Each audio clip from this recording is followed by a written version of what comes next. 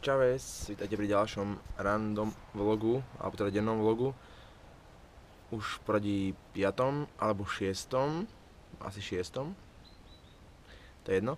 A som zase na košároch, ako môžete vidieť. Už som zase prišiel na košáre. Po dlhej dobe. Dlho som tu nebol. Tak som sa zase vrátil naspäť ku koreňom. A idem robiť kompy, akorát mám ich celkom dosť, takže mám čo robiť. 20 kompov urobiť do zajtra, alebo do pozajtra. Bude celkom divočne, dúfam, že mi dojde ešte Verča pomôcť, alebo niekto.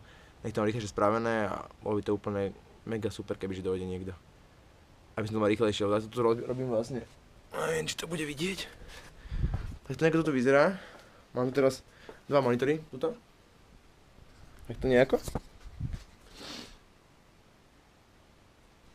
A robím teraz vlastne 2 kompy naraz.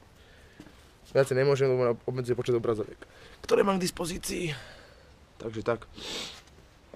A to je asi všetko, čo som chcel zdeliť do tohoto takého krátkeho výstižného videjka. A no hovorím, som tu do...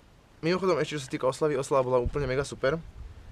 Chcel by som sa poďakovať hlavne tým ľuďom, ktorí sa zúčastnili tej samotnej oslavy.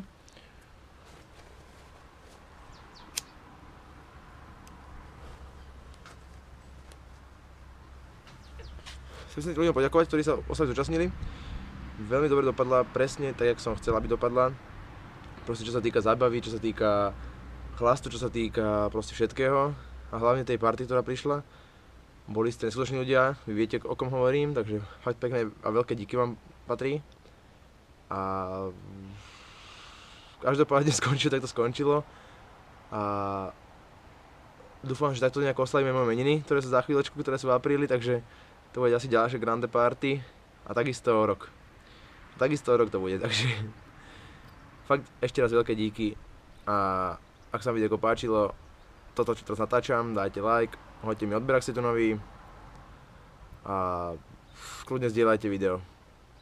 Je to taká ďakovačka neformálna, ale aspoň cez video teda, keďže už som všetkým nestihol poďakovať. Ale ozaj, ako ľudia díky, máte to u mňa. Hovorím, takto to budem oslavovať asi častejšie. Asi budem mať tie narodeniny častejšie aj viackrát do roka. Dobre, takže tak. Tým sa s vami lúčim z košarisk. Majte sa pekne a držte sa. Čaves.